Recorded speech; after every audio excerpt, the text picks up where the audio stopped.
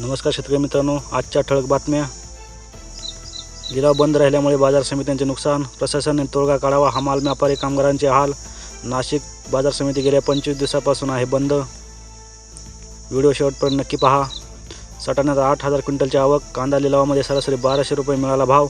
चांदवडला 1250 रुपये मिळाला कांद्याला भाव. वादळासह जोरदार पाऊस, वीज यंत्रणा कोलमडली, 12 तास वीज खंडित, महावितरणचे नुकसान, पत्रे उडून महिला जखमी.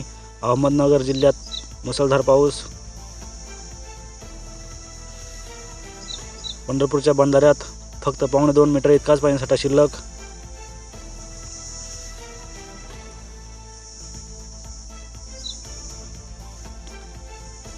क्लास शिवनातीने चढवली अंगावर खाकी, गौंडी बापाच्या कष्टाला आलं फळ. देहवेळ्या तरुणीची आकाशाला गवसणी. अवकाळी पावसाचा पुन्हा दणका, वीज पडून 1 ठार 5 जखमी. सिल्लोड तालुका सर्वाधिक फटका. चॅनलला जर नवीन असाल तर लाईक, शेअर आणि सबस्क्राईब करायला विसरू नका. 500 एकर क्षेत्रावर राबविला जाणार विषमुक्त शेतीचा प्रकल्प. पैठण तालुका डॉक्टर पंजाबराव देशमुख जैविक शेती मिशन योजना.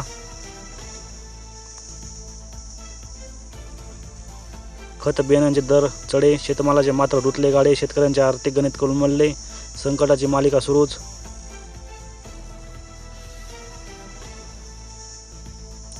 $696 हेक्टरवरील पिकांचे अवकाळी पावसामुळे नुकसान. मदतीसाठी प्रशासनाची 1,18 लाख रुपयांची मागणी. सिल्लोड तालुक्यात प्रचंड गारपीट. सांग विधाते आता जगायचे तरी कसे, बळीराजाचे अर्थ हा. कर्ज काढून जोपासल्या केळीच्या बागा, आंब्याच्या बागा अवकाळीत उद्ध्वस्त. डाळीचे भाव वाढले, वरणाच्या फोडणीला महागाईचा फटका.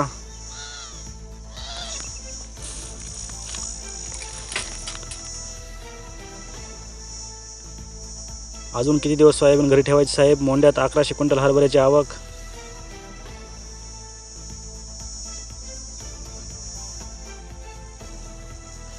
शेनगावच्या मोंड्यात हळदीची आवक वाढली.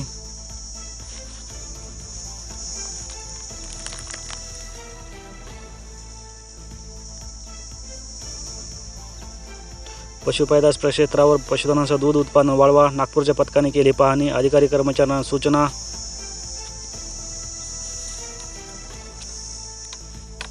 शेतकऱ्यांना दुष्काळी अनुदानाचे पैसे सरकार देणार कधी. दाभाळे येथील शेतकरी शासनाकडून देण्यात येणाऱ्या मदतीच्या प्रतीक्षेत. अद्रक वॉशिंग सेंटरच्या माध्यमातून दिला 400 जणांना रोजगार. शेतकऱ्यांनी शोधला स्वउद्योग. चिंचखेड येथील शेतकऱ्याची यशोगाथा.